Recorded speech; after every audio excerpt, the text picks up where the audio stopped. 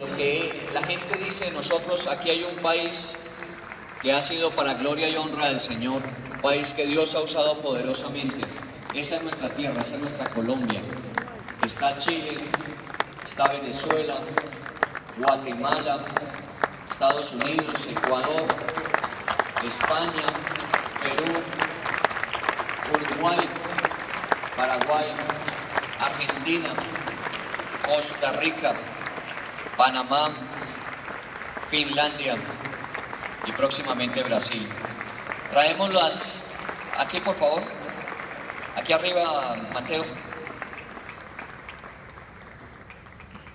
Muy bien. Estas son todas las banderas de los países que representamos. Las colocamos aquí enfrente, si me ayudas. Aquí. De ahí para allá, sí, en el centro. Ok. ¿Y las demás dónde están? Porfa.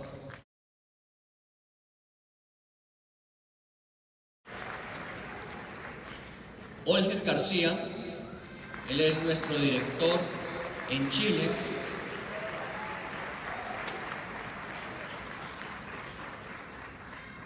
Jorge Blanco es el director de Misión Latina en Estados Unidos de Cenpol. Óscar Gutiérrez, ayer lo oímos en el tema, uno de los directores de nuestras sedes en Bogotá. Y como ya se dan cuenta, uno de los que tienen más hinchada, pero bueno. Pablo Cano, uno de nuestros directores en Colombia, en Medellín. Wilson Rovira, nuestro director en Guatemala. Jair Ríos, ya lo oyeron ustedes esta mañana, nuestro director en Venezuela. Aldemar Solarte, director de uno de los centros en Popayán, en la región Cauca, uno de nuestros presidentes en Cenpol en esos últimos años, y Roosevelt Gutiérrez,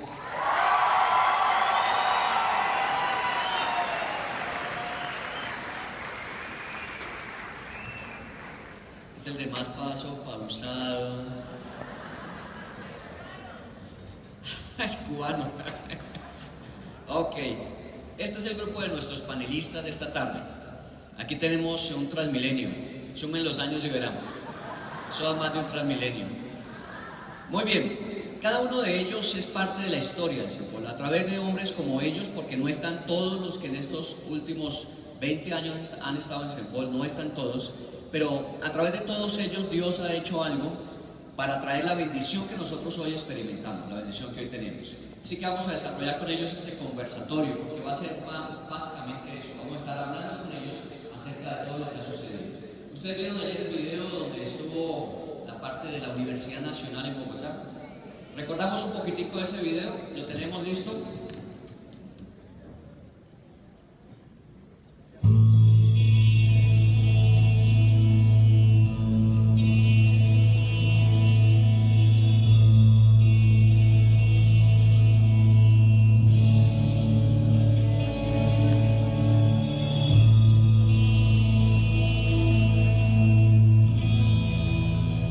En la Plaza Che Guevara, Plaza Santander para los directivos y la Plaza Jesucristo para los cristianos. Aquí se se continuó en el año 73 el movimiento estudiantil cristiano.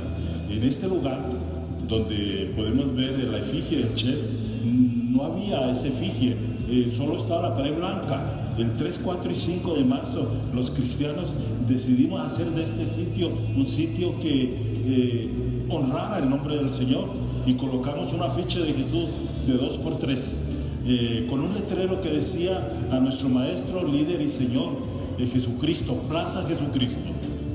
Esto no gustó a los compañeros de la izquierda, y cuando íbamos a dar las conferencias que queríamos dar ese miércoles, jueves y viernes, no nos lo permitieron. Ellos entraron al auditorio donde ya íbamos a comenzar y comenzaron a gritar: afuera la penetración cultural imperialista, afuera los cristianos. nos robaron las Biblias, las quemaron, nos robaron el megáfono y luego nos sacaron de aquí de la universidad a piedras y a patadas. Pensamos que Dios nos había abandonado, que había pasado con Dios, pero saben, al siguiente día invadimos la universidad salón por salón y les dijimos que estábamos dispuestos salón por salón a dar nuestra vida por tal que ellos conocieran de Jesús. Esto es parte de esa historia. Por eso, para iniciar preguntémonos cómo es el inicio de este movimiento Gran Comisionista. No hablemos de cuándo comenzó el St. Paul, sino cuándo comenzó este movimiento Gran Comisionista que ha traído como resultado muchas iglesias y entre ellas este movimiento llamado Centros de Formación. Ya ustedes vieron a Ricardo Beltrán, uno de los que nos recuerda la historia de lo que pasó en la Universidad Nacional. Preguntémosle a él que nos agregue un poquito más de esa historia en la Universidad Nacional. Faltaría yo a la verdad si no digo un antecedente, y es que nosotros somos la continuación de un hombre de Dios llamado Bill Bright, director del campus Crusade for Christ. Muy bien. Tenemos que reconocer el trabajo de este hombre sobre nuestras vidas. También de Néstor Chamorro, que también influyó en nosotros para darnos una visión de esto. ¿Qué fue lo que preguntó? ¿Cuáles son los inicios de este movimiento de Gran Comisionista? Como ustedes ven, por eso Dios necesita renovar el liderazgo. Oscar, ayúdele, por favor. Ahí tienes con Jorge un micrófono cerca. Eso. Bueno, yo creo que tenemos que remontarnos hacia el año 73. Seguramente algunos de ustedes no habrían nacido. No, las damas ninguna había nacido. Estoy seguro. Todas son jóvenes, quinceañeras. Por eso es que él tiene tanta hinchada, ese es el precio. En el año 73 estaba ejerciendo un ministerio, también alguien que recuerdo con cariño, Albert Marulanda, y un pequeño grupo de estudiantes. Y en aquella época llegó Ricardo a asumir en Bogotá. Recuerdo mucho que nos invitaron a un paseo. Nosotros éramos muy buena gente. Estábamos enguayabados. Llevaban una botella de aguardiente. Queríamos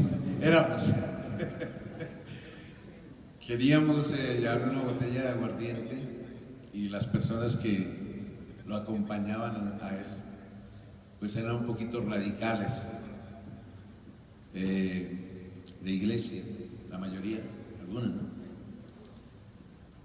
Y creo que él tuvo la sabiduría para no ponerse a discutir con nosotros, sino para sentarse a charlar en el bus y creo que esa era su inauguración como iniciador de ese trabajo en ese momento aquí en Bogotá.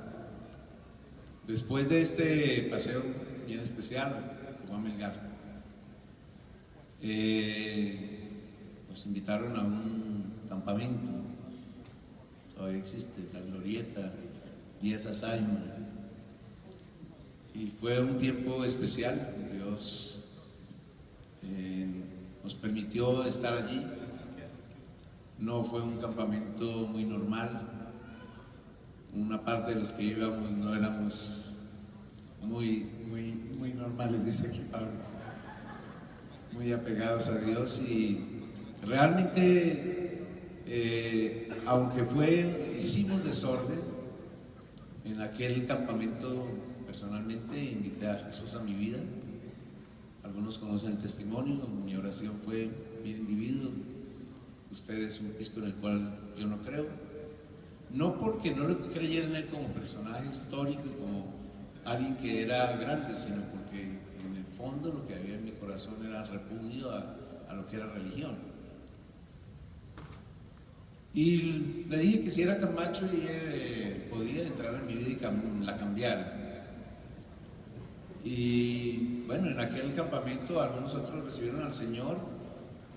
Y como decía ayer, hablamos de la segunda venida, de la profecía bíblica, que cada día se cumple paso a paso, de una manera bien especial. Y allí comenzó, digo, algo muy especial. Olger me odiaba, me miraba rayado. Todavía. Todavía. Como se tiraba al campamento ese muchacho. No, siempre hay un gran cariño con él. Y comenzamos a asistir a las reuniones. Segundo piso, Salón de Santa Teresita, al frente de la iglesia de Santa Teresita. Y luego en la 27 con 45, carrera 27, carrera 25, 47, 43. Está haciendo un gran esfuerzo, démosle un aplauso. No, eso quiere decir que es una gran memoria. Bueno, y allí fue donde comenzamos a buscar a Dios. Creo que parte del secreto de cualquier movimiento del Espíritu comienza en la búsqueda de Dios. Y fue algo que Dios puso en el corazón de nosotros. Buscarle de todo nuestro corazón.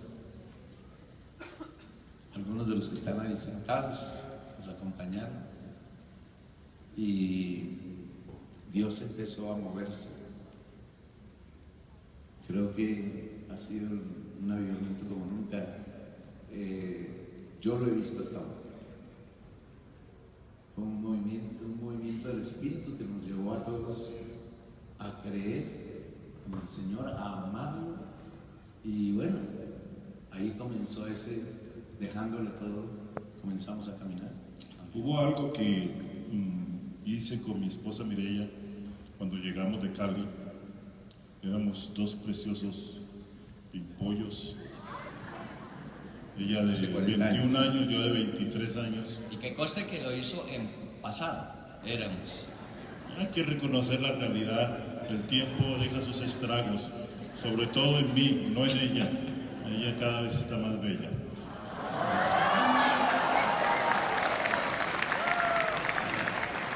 Y es que cuando llegamos, tal como dice Oscar, nos fuimos a caminar por la Nacional y a pedirle: Dios, levanta hombres y mujeres. En este panel no sé por qué somos tan machistas, faltaría Luz Neri. Yo voy a pedir que suba Luz Neri acá. Ahorita la subimos. Ahora la subo. Bueno. Porque ella es parte también de esa historia, ¿no? Y le decíamos: danos hombres y mujeres que se comprometan contigo, que vivan para ti, Señor. Danos hombres y mujeres que te reciban. Y caminábamos por todas las aulas, ¿no? Orando en las noches, pidiendo que Él hiciera la obra. Y aquí está la obra hecha. Roosevelt, ¿de quién más se acuerda usted de esos comienzos, de esos inicios? A mí me compartió Rubén Jaime, que está por ahí. Rubén Jaime está por acá. Sí, él está por ahí. Mira, allá está Rubén Jaime. ¿Dónde está? Son esos líderes silenciosos muchas veces, pero que Dios ha usado grandemente. Así son muchos desde el fondo. Él me compartió también en la cafetería de la Universidad Distrital. Igual yo le dije que no me interesaba, que respetaba la manera de pensar de cada uno loco con su tema. Pero me quedó sonando lo que él me dijo, y yo en una oración parecida a la de Oscar también desafié a Jesucristo a que me demostrara que Él era Dios. Yo fui a una reunión en la 47 que me había invitado también Rubén Jaime, pero él me dijo: no, pues cuando quieras vas. Y un sábado que yo no tenía nada que hacer, que estaba tan aburrido que todo programa como que me parecía harto, me acordé de la reunión y dije: voy a ir a mirar de qué se trata. Y llegué allí y me encontré con una reunión muy interesante. Había un hombre de pelo largo, Abelardo, me acuerdo, un psicólogo, estaba con una sonrisa de oreja a oreja, esperando a la gente. Yo pensé que se lo tenían ahí para tramar a los primíparos. Y yo pregunté por Rubén Jaime y me dijo que no había llegado, pero que entrara. Y yo entré y toda la gente estaba sentada en esteras. y estaban cantando, éramos todos jóvenes. Yo vi un grupo muy interesante, lo que más me motivó de ese grupo fueron unas niñas muy bonitas que había por ahí. Tuve un llamado muy espiritual. Y luego pues resulta que yo di con una reunión muy especial. Ese día había 3 jóvenes que se iban a dedicar a servir a Dios de tiempo completo. Yo llegué a esa reunión y yo pues estaba ahí inquieto todo, pues de todas maneras con espíritu de sospecha de todo lo que pasaba ahí. Y resulta que aquí hay 2 de esos jóvenes, que es Olger y Mariano, el otro era Miguel Pretel, y yo pensé que ellos eran vagos sin oficio, pues que se iban a dedicar a servir a Dios de tiempo completo. Dije, ¿qué lavado de cerebro es este tan tenaz? Y resulta que los 3 eran de la Nacional, los 3, 2 ingenieros mecánicos y Mariano, que es químico farmacéutico, y los 3 pues que estaban apasionados por Cristo y que sentían que tenían que transformar a Colombia. Y bueno, y pues yo no entendía nada de lo que pasaba, pero no hay duda de que esa reunión para mí fue muy impactante y marcó profundamente mi vida, porque pues fue una reunión especial preparada por Dios, y creo que eso pues nunca se me olvida, porque Dios usó ese momento tan especial para comenzar un trabajo en mi corazón, que al poco tiempo me llevó, como ellos mismos, también a entender que valía la pena tener una causa por la cual morir, y que qué mejor causa que Jesucristo, ¿no? Él cautivó nuestro corazón. Fue una visitación espectacular en las universidades en ese tiempo. Muy bueno. Pablito, ¿qué más te acuerdas de gente de esa época, de esos inicios? Me acuerdo, había un apartamento por la 45, si mal no estoy, ¿cierto? Y allí estaban varios, ¿cierto? Chepito, Pablo, Bernardo. Y la verdad es que era un apartamento de puros jóvenes estudiantes, pero con una tremenda pasión por el Señor. Por supuesto me tocaba ir a ese apartamento a despertar a mi líder para que me diera la cita de edificación. En esa época, y todavía sigue siendo así en algunos casos. Pero una de las cosas que más me impactó en ese entonces, para recordar muy positivamente a Bernardo Castaño, creo que fue uno de los hombres que más nos marcó positivamente a todos nosotros. Por lo menos ese fue un patrón que a mí me dejó. Y fue un hombre que tenía mucha pasión por el Señor. Era un hombre que me impartió su vida. Lo vi entregarse totalmente, y creo que esa fue la característica de todos los que aquí están sentados. Gente entregada, gente con una tremenda pasión, gente que demostró también que su llamado no tenía límites, gente apasionada por el Señor. Y yo me acuerdo que en esa época, ahora que tú hablabas, Ricardo, cuando la Plaza Jesucristo, yo me acuerdo que en esa noche también tuve la gran bendición de participar, y jamás me habían sacado un puñal, un cuchillo, porque estaba yo pintando las calles de la Universidad Nacional. Solo Jesús hace un hombre nuevo, ¿recuerdan? Y fue cuando nos sacaron con cuchillos, ¿verdad? Todos los marxistas de esta plaza y de esta universidad. La verdad es que eso nos marcó a nosotros. Al otro día vi cómo llegábamos nos sacaron a punta de piedra. Era patria o muerte, 1, 2, 3 Vietnam en Colombia, una tumba para los gringos, el poder nace del fusil, y cantaba un estribillo que se me ha olvidado, pero decía más o menos: yo creo que a mí me entiende como a revolucionario.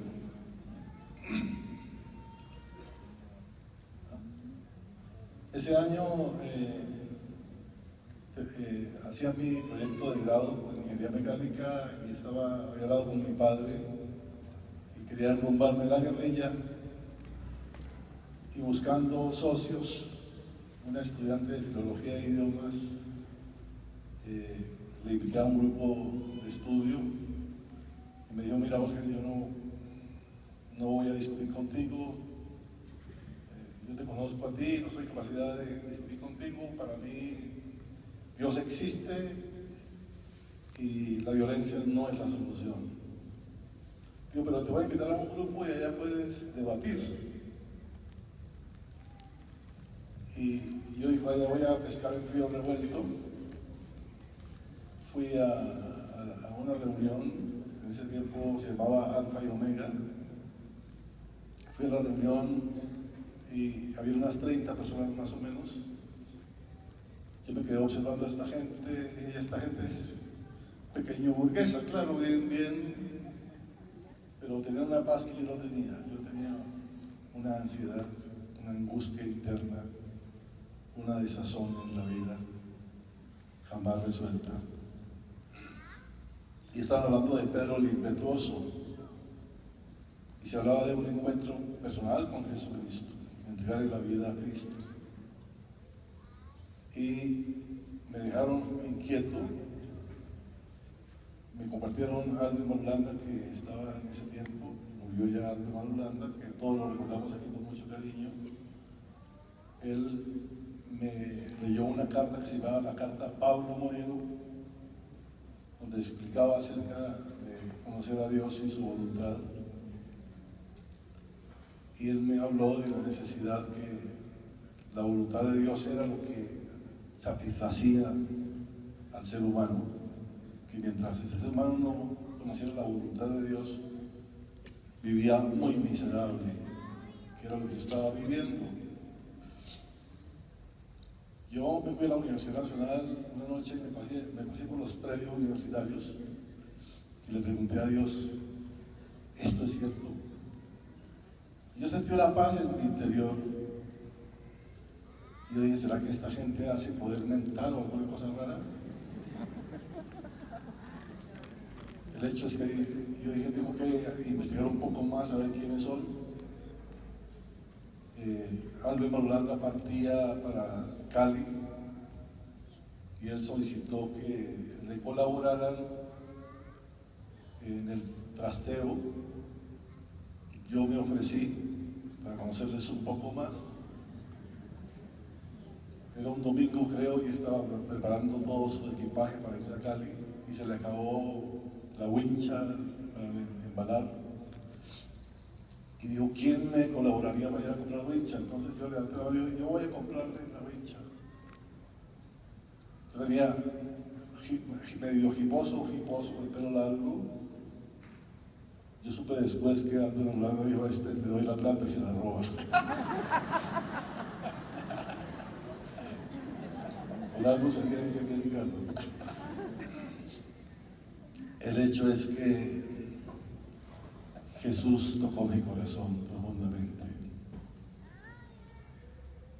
Y encontré que Jesús, en cambio de patria o muerte, es o Jesús o muerte. Yo quería morir como un revolucionario, pero en ese momento decía, ahora sí, esta es la verdadera revolución, es Jesucristo. El hecho de saber que Dios existía y que estaba tan cercano, como dice el Salmo 8, acerca de el rey David, acerca de Dios ha visitado al hombre. Yo decía, esto es increíble, ¿cómo es posible que Dios esté tan cercano? Esto es imposible. Ahora puedo morirme. Sí, ahora se terminó el temor a la muerte, ahora yo puedo morirme. Y si quiero algo en ese momento es morir por Dios. Dios había llenado mi corazón.